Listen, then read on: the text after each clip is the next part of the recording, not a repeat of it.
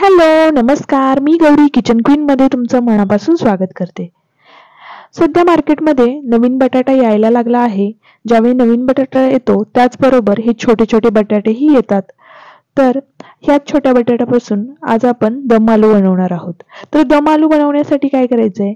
आपल्याला पहिल्यांदा छोटे बटाटे घ्यायचे आहेत.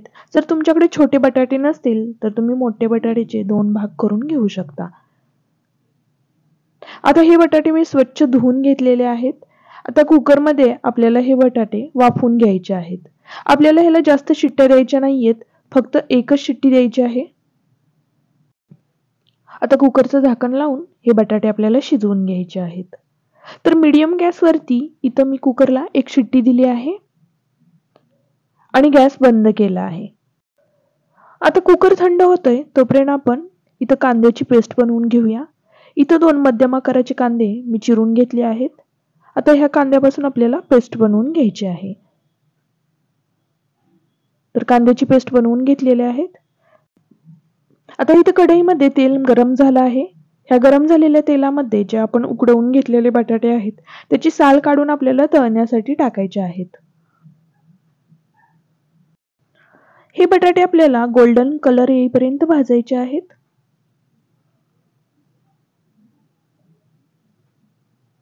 बटाट्याचा कलर आता चेंज झाला आहे.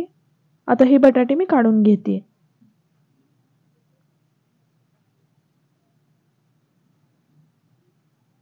साधारण हे बटाटे तळण्यासाठी 5 ते 7 मिनिट लागले. आता त्याच कढईमध्ये काय करायचंय, तेल थोडं कमी करायचं आहे आणि काही खडे मसाले टाकायचे आहे. 1 चक्री फूल, तमालपत्र, 1 मोठी विलायची, मिरे, लवंग आणि 1 दालचिनीचा तुकडा. तेल गरम झाल्यानंतर हे आपल्याला या तेलामध्ये टाकायचं आहे. मसाल्यांचा फ्लेवर तेलामध्ये उतरल्यानंतर लगेच आपण जे कांद्याची पेस्ट बनवून घेतली होती ती ह्याच्यामध्ये आपल्याला टाकायची आहे. आता ह्या कांद्याचा कलर पूर्णपणे बदलेपर्यंत हे आपल्याला व्यवस्थित तेलामध्ये भाजून घ्यायचं आहे. पेस्ट कढईला चिटकू नये म्हणून मधून मधून चमचा फिरवत राहायचा आहे आपल्याला. आता हे भाजतंय तोपर्यंत आपण अजून एक पेस्ट बनवून घेणार आहोत. पेस्टसाठी इथं मी 1 टोमॅटो घेतला आहे आणि 10 ते 12 काजू 3 ते 4 तास पाण्यामध्ये भिजवून घेतलेले आहेत. आता ह्याचं आपल्याला एक वाटण बनवून घ्यायचं आहे. असं वाटण बनवून घेतल्यामुळे ग्रेव्ही खूप छान होते. तर हे मी आता मिक्सरला वाटून घेतलं आहे. तुम्ही इथं बघू शकताय कांदा एकदम व्यवस्थित भाजला गेला आहे. आता ह्याच्यामध्ये आपण थोडे सुके मसाले टाकणार आहोत. 1 चमचा लाल तिखट टाकला आहे, पाव चमचा हळद, इथं मी 1 चमचा धने जिरे पूड मिक्स केलेली आहे ते टाकले आहे आणि 1 चमचा गरम मसाला टाकला आहे. आता हे मसाले व्यवस्थित परतवून घ्यायचे. हे व्यवस्थित परतवल्यानंतर इथं मी 1 चमचा आलं लसणाची पेस्ट टाकत आहे. लसणाचा कच्चापणा जाईपर्यंत हे व्यवस्थित परतवून घ्यायचं आहे.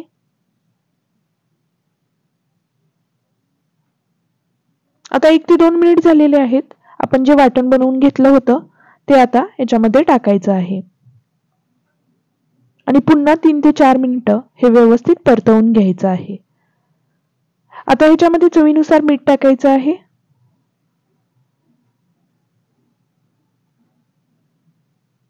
आणि जे आपण बटाटे तळून घेतले होते ते ह्याच्यामध्ये टाकायचे आहेत.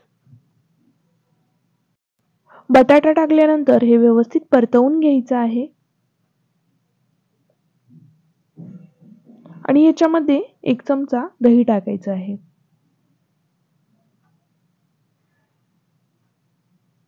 दही टाकल्यानंतर हे पुन्हा व्यवस्थित परतवून घ्यायचं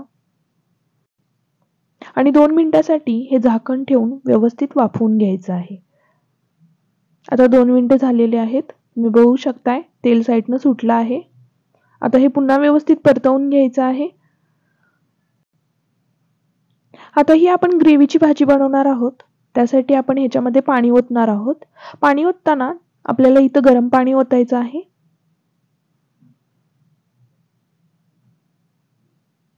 पाणी ओतताना थोडं जास्त ओता, कारण की आपण याच्यामध्ये बटाटे शिजवून घेणार आहोत. तर आता ही भाजी आपल्याला 10 ते 15 मिनिटासाठी शिजवून घ्यायची आहे. तर 10 ते 15 मिनिटे झालेले आहेत. मी वरतून बारीक चिरलेली कोथिंबीर टाकली आहे. खूप छान भाजी झाली आहे. तर ही भाजी तुम्ही चपातीवर किंवा भाताबरोबरही खाऊ शकता. खूप छान लागते. ही रेसिपी तुम्हीही नक्की ट्राय करून बघा. तर आजची रेसिपी कशी वाटली हे कमेंट करून मला नक्की सांगा. व्हिडिओ आवडल्यास व्हिडिओला लाईक आणि आपल्या चॅनेलवरती नवीन असाल तर प्लीज सबस्क्राईब करा. म्हणजे असेच नवनवीन व्हिडिओ मी तुमच्यासाठी घेऊन येईन. भेटूया पुढच्या व्हिडिओमध्ये अशीच एक नवीन रेसिपी घेऊन. तोपर्यंत बाय.